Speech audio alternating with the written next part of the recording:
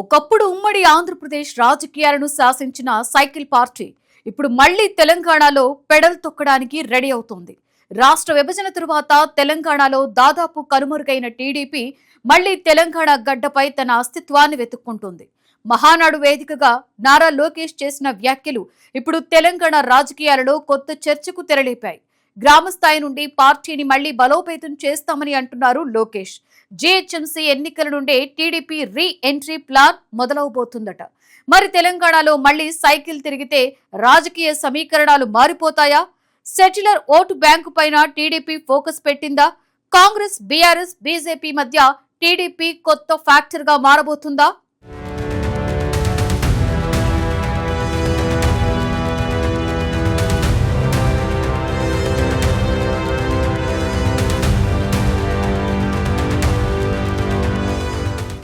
ఉమ్మడి ఆంధ్రప్రదేశ్ రాజకీయాలను దాదాపు 3 దశాబ్దాల పాటు ప్రభావితం చేసిన తెలుగుదేశం పార్టీ ఇప్పుడు మళ్లీ తెలంగాణ రాజకీయాల్లో తన అస్తిత్వాన్ని పునరుద్ధరించుకునే ప్రయత్నాలు ప్రారంభించిందా అంటే మహానాడు వేదికగా నారా లోకేష్ చేసిన తాజా వ్యాఖ్యలు చూస్తుంటే రాజకీయ వర్గాల్లో ఇదే చర్చ జోరుగా సాగుతోంది.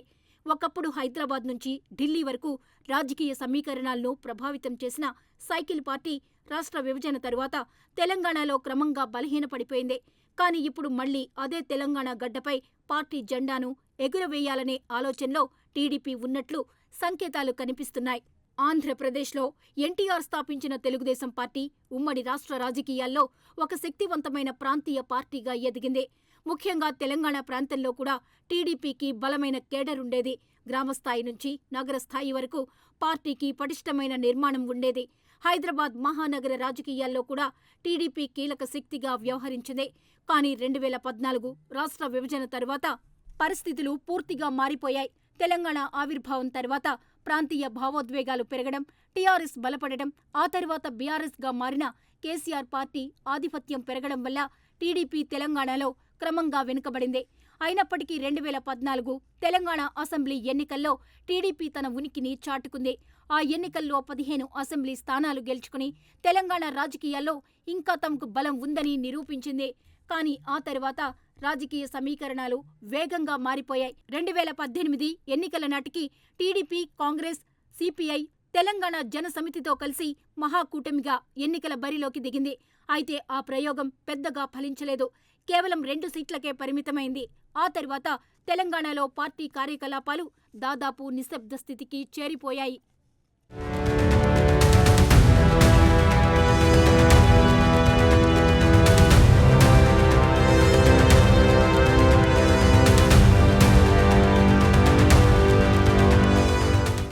రెండు 2023 తెలంగాణ అసెంబ్లీ ఎన్నికల సమయంలో కూడా టీడీపీ పోటీపై భారీ చర్చ జరిగింది. మొదట ఎన్నికల్లో పోటీ చేయాలని భావించినప్పటికీ చివరి నిమిషంలో పార్టీ వెనక్కి తగ్గింది. ఆ సమయంలో ఆంధ్రప్రదేశ్ ఎన్నికలపైనే పూర్తిగా దృష్టి పెట్టిన చంద్రబాబు తెలంగాణ రాజకీయాలను పెద్దగా పట్టించుకోలేదు. దీంతో తెలంగాణలో టీడీపీ పూర్తిగా బలహీనపడిందనే అభిప్రాయం ఏర్పడింది. అయితే ఇప్పుడు పరిస్థితులు మారుతున్నట్లు కనిపిస్తున్నాయి. ఆంధ్రప్రదేశ్లో కూటమి ప్రభుత్వం అధికారంలోకి రావడం, చంద్రబాబు మళ్లీ ముఖ్యమంత్రి కావడం, టీడీపీ శ్రేణుల్లో కొత్త ఉత్సాహం రావడం వంటి పరిణామాలు తెలంగాణపై కూడా ప్రభావం చూపుతున్నాయి. ఇదే సమయంలో తాజాగా జరిగిన మహానాడు వేదికగా నారా లోకేష్ చేసిన వ్యాఖ్యలు ఇప్పుడు తెలంగాణ రాజకీయాల్లో హాట్ టాపిక్గా మారాయి. పార్టీ వర్కింగ్ ప్రెసిడెంట్గా బాధ్యతలు చేపట్టిన తర్వాత తొలిసారి మహానాడులో ప్రసంగించిన లోకేష్ తెలంగాణతో పాటు అండమాన్ ప్రాంతాల్లో కూడా పార్టీని బలోపేతం చేసే బాధ్యత తనపై ఉందని స్పష్టం చేశారు. త్వరలోనే తెలంగాణ నాయకులు, కార్యకర్తలను కలుస్తాను, గ్రామస్థాయి నుంచి మళ్లీ పార్టీని బలోపేతం చేస్తాం అంటూ లోకేష్ చేసిన వ్యాఖ్యలు రాజకీయ ప్రాధాన్యం సంతరించుకున్నాయి. చాలా కాలం తర్వాత టీడీపీ అధిష్టానం తెలంగాణ గురించి బహిరంగంగా మాట్లాడడం ఇప్పుడు కొత్త చర్చకు దారితీసింది.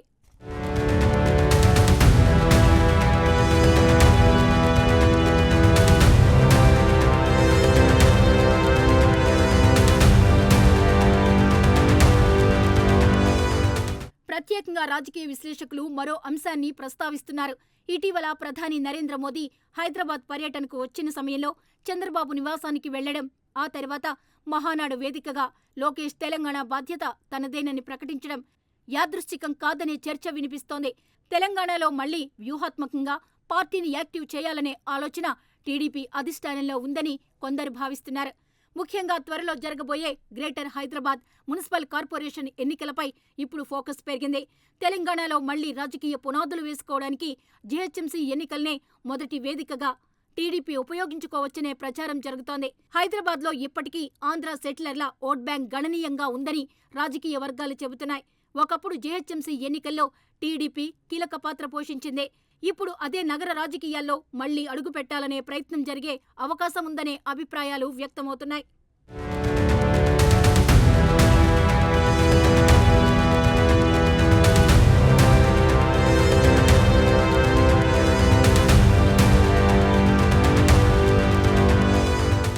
మరోవైపు తెలంగాణలో టీడీపీకి ఇప్పటికీ పూర్తిగా కేడర్ కనుమరుగైపోలేదని పార్టీ వర్గాలు చెబుతున్నాయి. గ్రామస్థాయిలో ముఖ్యంగా పాత నాయకుల్లో ఇప్పటికీ టీడీపీ పట్ల అనుబంధం ఉందని అంటున్నారు.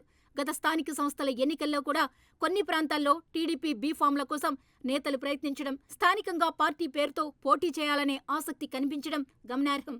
ఇప్పుడు లోకేష్ నిజంగానే తెలంగాణపై ఫోకస్ పెడితే రాజకీయ సమీకరణాలు మారే అవకాశముందని విశ్లేషకులు భావిస్తున్నారు. ప్రస్తుతం తెలంగాణలో కాంగ్రెస్ అధికారంలో ఉంది. బీఆర్ఎస్ తిరిగి బలపడేందుకు ప్రయత్నిస్తోంది. బీజేపీ కూడా తన బలం పెంచుకునే ప్రయత్నాల్లో ఉంది.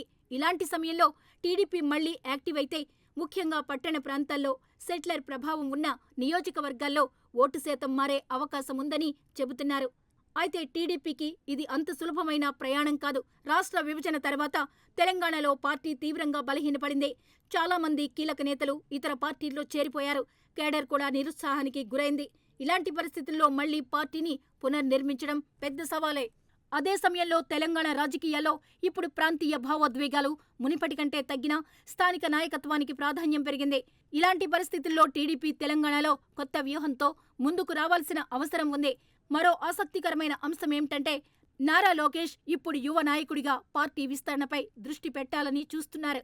ఆంధ్రప్రదేశ్లో ప్రభుత్వ బాధ్యతలు ఎక్కువగా చంద్రబాబు చూసుకుంటుండగా తెలంగాణ వంటి ప్రాంతాల్లో పార్టీ నిర్మాణ బాధ్యతలు లోకేష్ తీసుకునే అవకాశం ఉందని రాజకీయ వర్గాలు భావిస్తున్నాయి.